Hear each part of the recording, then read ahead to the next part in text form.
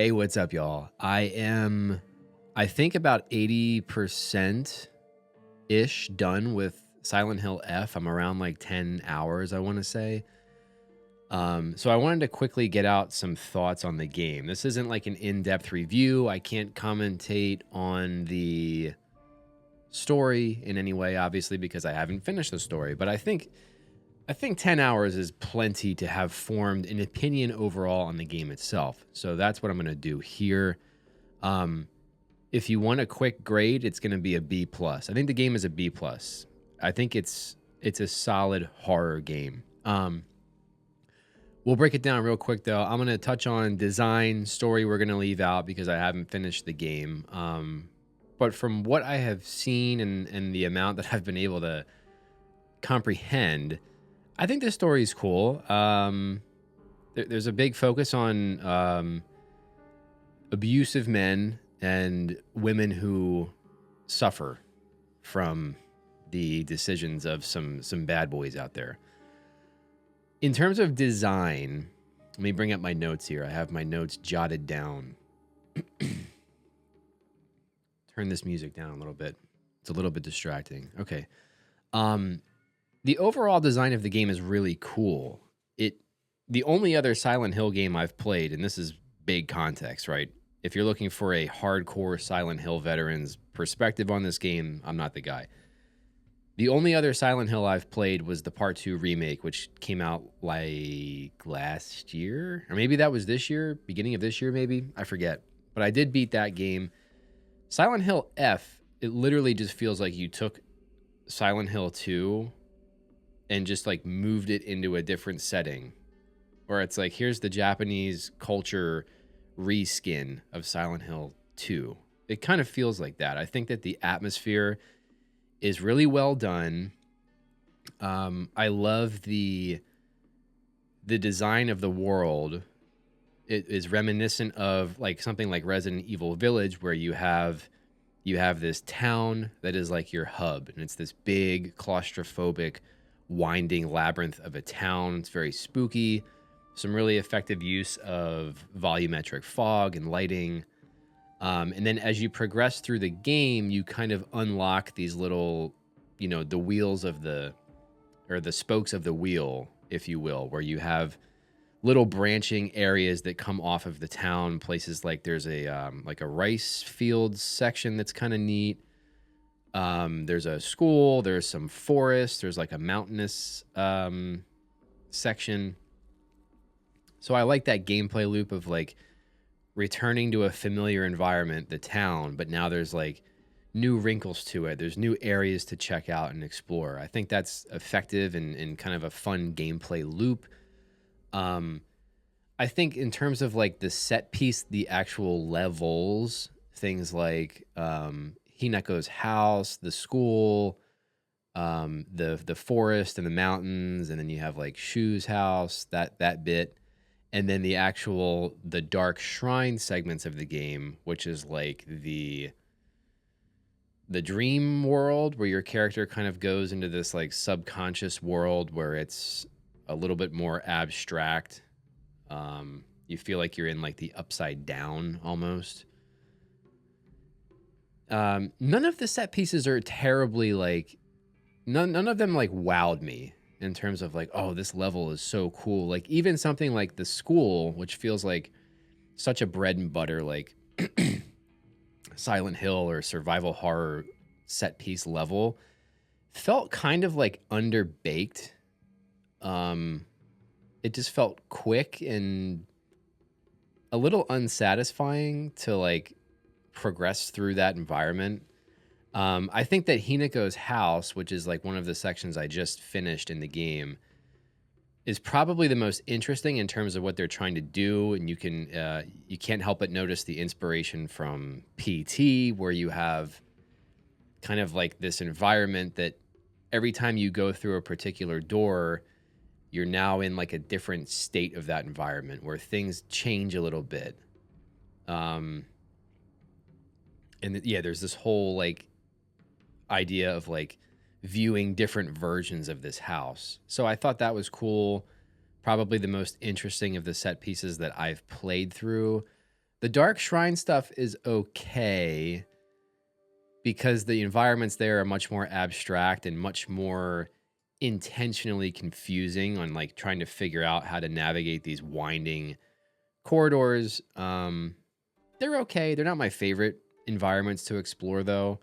I like the more fleshed out, grounded stuff like the town and pretty much everything that's not in like the dream world. I think is better. Um, Enemy design from a purely cosmetic perspective, I think the enemies are cool. They feel very on brand for a Silent Hill game, particularly the like creepy doll women that you're going to fight thousands of times throughout the game. I think they're very reminiscent of like the leg creatures from Silent Hill 2, but we will get into the whole combat thing in a moment. I think the enemies are neat. The one bugaboo that we're going to run into here, similar to something like a Resident Evil 7, is the fact that the variety just isn't really there.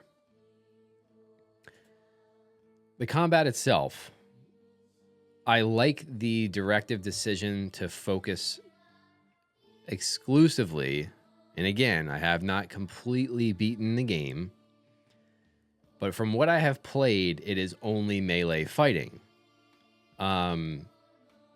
Primarily with like improvised melee weapons, things like baseball bats, kitchen knives, pipes, crowbars, etc. Right? It's all improvised, real items that you would find in a town.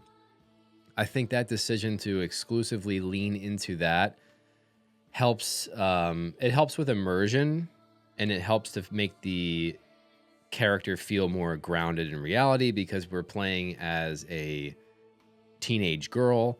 So it makes sense that she doesn't use firearms in this game. She's not running around with a shotgun or a pistol or anything like that. She's using strictly melee weapons. And, you know, something like a sledgehammer is going to be really heavy for a teenage girl. So when you get those heavy items, they are intentionally very slow to swing. And there is like a bit of a nuance to the combat of learning the speed and how to manage that speed against some of the enemies who are quite often very like twitchy and erratic in their movement. And because they went full melee, they basically had to add a bit of depth in terms of the combat system. So you're going to see things like dodging and parrying. They have this mechanic with the focus meter where you can hold in well, for me, it's left trigger, and you kind of enter this like focused state where you can either keep holding it and charge up like a special attack, or it will help you to better visualize the appropriate times to like counter an enemy. So there is a bit more depth and nuance, like when you compare it to a Silent Hill 2 remake, where there's both melee and firearms, but the melee in Silent Hill 2 remake is just like a button mashing. It's very simple and straightforward. This game, it's only melee. So they kind of had to add a bit more nuance and depth to it. And I think that overall, it's a fine fighting system. But here's the problem. And here's my biggest gripe with this game. There is just way too much combat. It's to the point now where, like I said, I think I'm maybe 1 or 2 play sessions away from beating the game. And the combat just feels like obnoxious. Like there's times where like I just want to be able to explore the environment and like do these puzzles, because I will say this, the game has really good puzzles. Like some of them are challenging. There's good puzzles here, but I don't think that they leaned into that enough. They lean too far into this relentless combat that, as I said, just starts to feel very tedious. And while the combat system is cool and it's deeper and more nuanced than something like Silent Hill 2, it gets exposed because you have to use it too much, right? Like it's not deep and complex enough for the amount of fighting that you do in the game. It just becomes incredibly repetitive. And that brings me back to the enemy design and the enemy variety. If there was like 45% less combat in the game, I don't think that the enemy variety issue becomes as glaring as it does in this game, because all you do is fight the whole freaking game. So when you see the creepy like female doll character with a knife for like literally like the 300th time, you're just like, okay, great. Here we go again.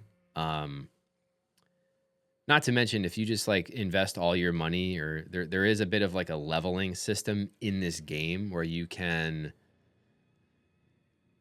elect to sell all the there's tons of consumable items in the game, right? That's like one criticism I've seen people have is like, oh, there's way too many types of like consumable items to find in the game. And that could be true, but you have to remember like the whole system is that you can electively sell these items for a currency called faith, where you can then level up your character, things like health, stamina, your focus meter, etc.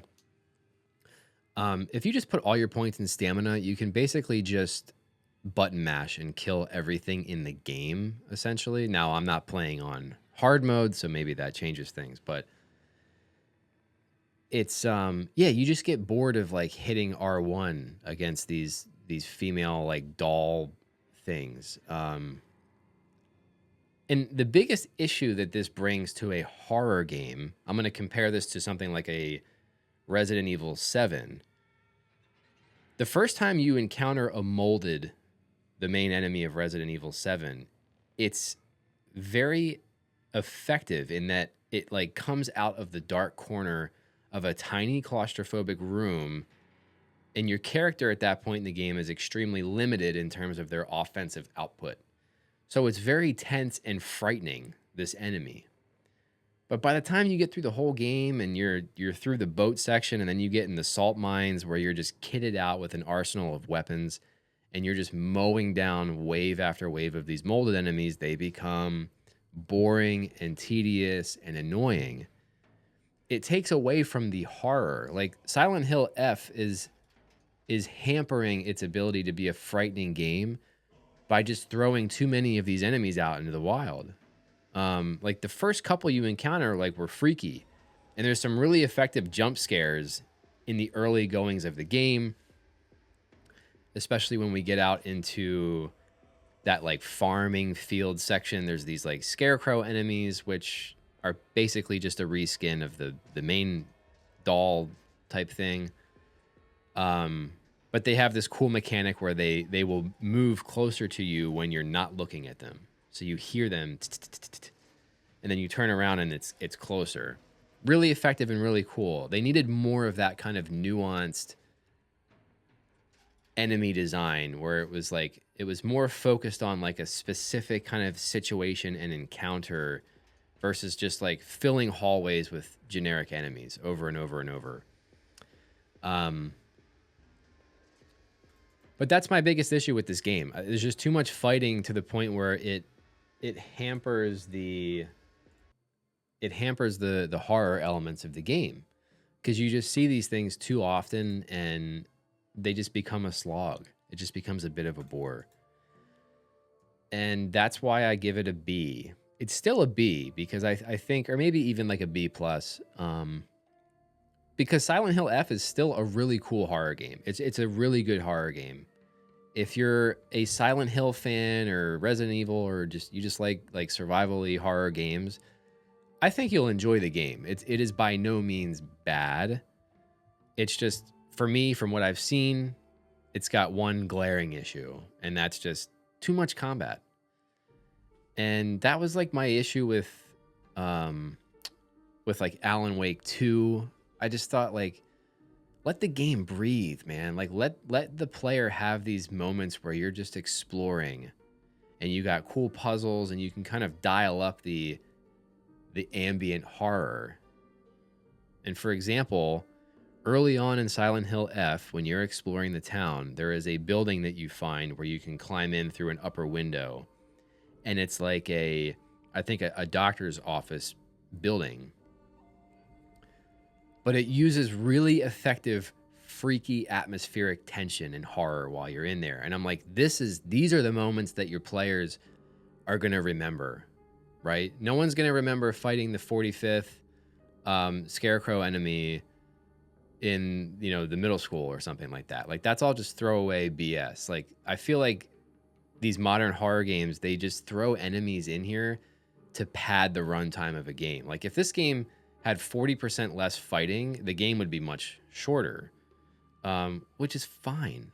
I'm more than happy to pay full price for a game, that doesn't require me to sit down and invest like 30 hours to beat something. Like all the old Resident Evil games, I'm not a speedrunner, but if you just like play them straight up and you don't die a ton of times, like you can finish an older Resident Evil game in like 6 hours maybe, and that's the whole thing. And that's fine. I don't have any issue with that. But a lot of modern horror games, they just turn into like RE7 does it, or Resident Evil Village did it, where it's like the first half of the game is really nice, effective horror with some combat. But by the end of these games, it's just like, here's wave after wave after wave of enemies. And it's like, hold on. You're a horror game. You're not a combat game. This isn't God of War. Your combat systems are not deep and interesting enough to warrant having to use them this much. But that's my biggest complaint. Other than that, it's fun, man. I'm looking forward to finishing it. I think if I played for like 2 hours tonight, 2 hours tomorrow night, I think I would probably beat the game. And it's been good. I will say this. I have enjoyed Silent Hill F more than I enjoyed the Silent Hill 2 remake, which is the only other Silent Hill that I've played. But that game had a lot more levels. Like, I hated like the labyrinth, and I hated like the evil upside down versions of every level. Like, you would play through, I forget what the level. It's like an apartment building that you play through, and then you have to then you go into the upside down. Everything's covered in goop and creepy version of the same level, and you have to redo it. There's nothing of that in Silent Hill F, so it's been a much more enjoyable game for me. I like the atmosphere. It's good. Those are my early thoughts. I should probably go back to work or something. Anyways, if you're watching, I appreciate it as always. Peace.